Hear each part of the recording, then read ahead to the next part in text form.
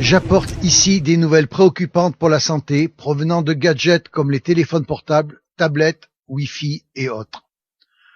Pour dire les choses clairement, ils endommagent les cellules vivantes de notre corps et tuent prématurément un grand nombre d'entre nous.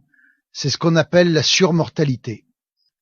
Je suis le docteur Martin Blanc du département de physiologie et biophysique cellulaire à l'université de Columbia.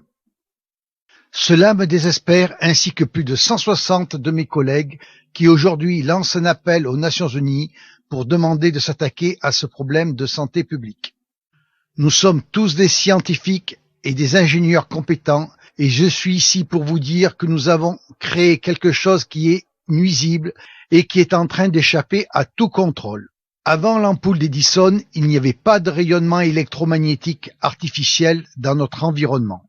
On constate que leurs niveaux atteints aujourd'hui sont des milliers de fois plus élevés que ceux qui existent naturellement et ils s'accroissent rapidement à cause de tous les nouveaux appareils radiatifs du sans-fil. Un exemple, une foule d'entre nous a en ce moment dans la poche un téléphone mobile. Une étude montre qu'en même temps que l'usage du téléphone portable s'est largement répandu, l'incidence du cancer cérébral chez les jeunes a plus que triplé. Nous installons des antennes relais sur des bâtiments à usage d'habitation ou sur les toits des hôpitaux où résident des personnes âgées ou des malades qui essaient de guérir. Maintenant, de nouveaux compteurs radiatifs et des antennes relais quadrillent tout notre environnement de rayonnement artificiel micro-ondes. Il est particulièrement effrayant de constater que ces rayonnements issus de la technologie des communications mobiles et du courant porteur en ligne, comme celui du Linky, perturbent les échanges de notre métabolisme et endommagent l'ADN de nos cellules. Il est clair pour de nombreux biologistes que cela peut expliquer la prolifération des cancers. Les générations futures, celles de nos enfants, sont maintenant à risque. Tous ces biologistes et scientifiques du monde qui lancent l'alerte ne sont pas entendus par les autorités de santé qui établissent les normes de sécurité.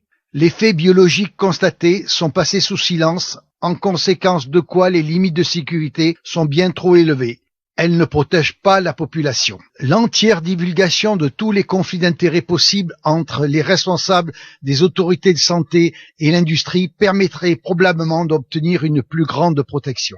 L'augmentation de l'exposition aux irradiations électromagnétiques artificielles est maintenant devenue un problème global mondial de santé publique.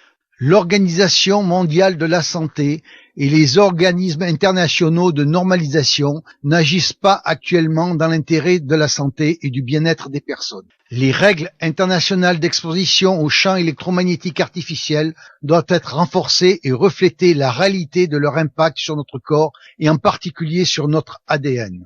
Même si nous sommes toujours en plein cœur d'une grande transformation technologique, cela fait longtemps qu'on aurait dû s'occuper des effets délétères biologiques et sanitaires de ces irradiations. En réalité, nous faisons tous partie d'une vaste expérience biologique sans notre consentement éclairé. Pour protéger nos enfants, nous-mêmes et notre écosystème, nous devons réduire l'exposition en établissant des recommandations plus protectrices. Alors, aujourd'hui, des scientifiques du monde entier adressent un appel aux Nations Unies, à ses États membres et à l'Organisation mondiale de la santé pour qu'ils prennent en main la gestion de cette crise de santé publique émergente.